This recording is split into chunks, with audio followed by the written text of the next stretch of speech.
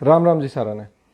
आजकल एक बहुत बड़ा मुद्दा चल रहा है हमारे देश में, जो आजकल कुछ पहलवान जंतर मंतर पे बैठे हैं सेक्सुअल हरासमेंट का मुद्दा लेके। सेक्सुअल हरासमेंट एक बहुत ही गंभीर मुद्दा है हमारे देश में, जो आजकल मतलब महिलाओं पे हर फील्ड के अंदर इस तरह की चीज़ें देखी जाती है कि हो रही है।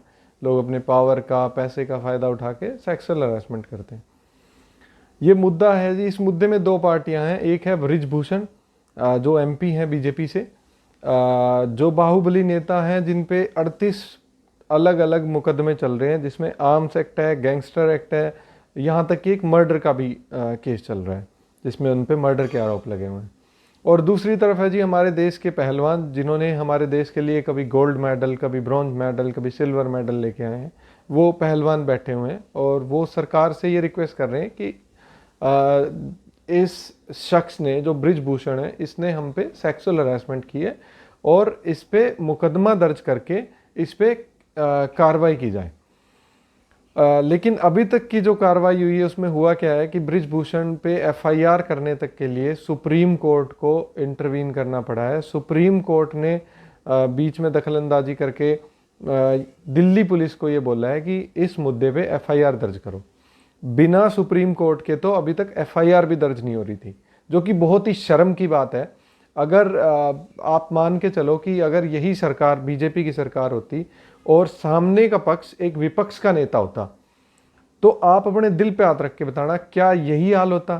क्या इतने ही टाइम बाद एफआईआर होती? क्या इतना ही इंटरवेंशन करना पड़ता सुप्रीम कोर्ट को? क्या इतना ही टाइम धरना देना पड़ता? देश के उन पहलवानों को जो हमारे लिए कभी मेडल लेके आए थे, हम उनके ऊपर तालियां बजाते थे जब वो मेडल लेके आते थे। अगर विपक्ष का नेता होता, ये लोग उसकी रैली निकाल देते, ये लोग उसका ऐसा हाल करते कि मतलब उसके घर पे बुलडोजर तक चला देते। लेकिन क्योंकि ये नेता इन्हीं का ही है, तो उस पे एफआईआर करने के लिए भी सुप्रीम कोर्ट की मदद लेनी पड़ रही है। ये मेरा मानना है कि ये बहुत ही शर्म की बात है। इस मामले में दो पक्ष है। एक पक्ष तो ये कह रहा है, बृजभूषण का पक्ष ये कह रहा है कि जो पहलवान बैठे हुए हैं, एक तो ये सारे जाट पहलवान हैं, दूसरा हरियाणा के हैं। ये लोग WFI की पूरी बॉडी पे कब्जा करना चाह रहे हैं, ये अपने ही अध्यक्ष बनाना चाह रहे हैं।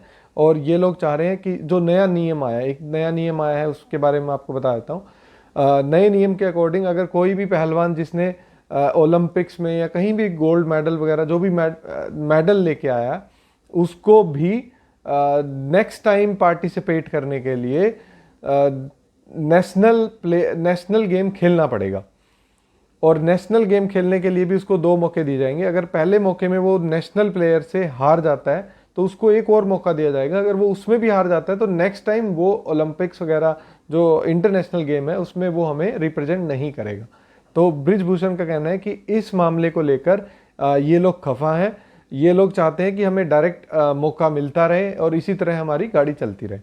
और दूसरी तरफ ये पहलवान कह रहे हैं कि ऐसी कोई बात नहीं है, मतलब इस रूल से हमें कोई लेना देना नहीं है, ये मामला सेक्सुअल हरासमेंट का है। मामला चाहे जो भी हो, मेरा मानना है कि इस सरकार का जो कर्तव्य बनता है वो ये बनता है कि सबसे पहले, अगर इतने बड़े प्लेयर्स जंतर मंतर पे बैठ के आरोप लगा रहे हैं, तो सबसे पहले तो उनको WFI चीफ पद से बृजभूषण जी को सस्पेंड करना चाहिए या कुछ वक्त के लिए हटाना चाहिए और एक इंक्वायरी बैठानी चाहिए। एक इंक्वायरी बैठा के प्रॉपर FIR दर्ज करके उन पहलवानों, जो पहलवान 7 से 8 महिला पहलवान बताई जा रही है जिन्होंने सेक्सुअल हैरेसमेंट का आरोप लगाया है, उनको बुलाना चाहिए। अभी तक इनको अब कुछ लोग कहेंगे इंक्वायरी हुई है, उसमें इनको क्लीन चिट दे दी है। इंक्वायरी क्या हुई है? जब तक इनको WFI के चीफ के पद से ही नहीं हटाया गया, क्या कोई भी पहलवान सामने आएगा? वो कभी भी नहीं आएगा, क्योंकि उसको डर रहेगा कि क्या पता ये अपनी पावर को यूज करके ये केस जीत जाए, अपने आप को एक्विट करवा ले और उसके बाद उनका कैरियर खत्म कर दे। मोदी जी हमारे देश के प्रधानमंत्री हैं, देश का बहुत अच्छा विकास कर रहे हैं, इसमें कोई दो राय नहीं है। देश के लिए बहुत अच्छे कड़े फैसले ले रहे हैं और हम उनके साथ हैं, पहले भी उनके समर्थन में ही हैं।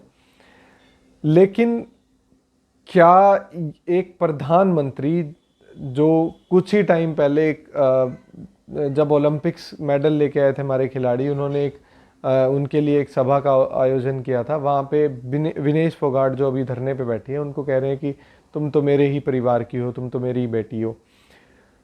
आज उनकी बेटी धरने पे बैठी हुई है, वो कह रही है कि मेरे साथ सेक्सुअल हरासमेंट हुई है, और मोदी जी एकदम मुंह बंद करके बैठे हुए हैं। क्या ये एक संवेदनशील प्रधानमंत्री है? इसका मतलब तो सत्यपाल मलिक जी उन्होंने जो कहा है कि मोदी जी को करप्शन से, किसी चीज़ से कोई ज़्यादा खास परहेज नहीं है, वो बात सच है। मोदी जी को तो सिर्फ इसका मतलब पावर चाहिए, पावर, उनको पावर मिलनी चाहिए। बाकी कुछ भी, कोई भी उनकी पार्टी के कुछ भी करते रहें, उनको कोई मतलब नहीं है। उनके अगेंस्ट, उनके पावर के रास्ते में जो भी रोड़ा अड़ेगा, जो भी उनके रास्ते में आएगा, उस पे वो सीबीआई, ईडी सारी जांच बैठा देंगे, उसको 10 दिन के अंदर सजा दिला सकते हैं।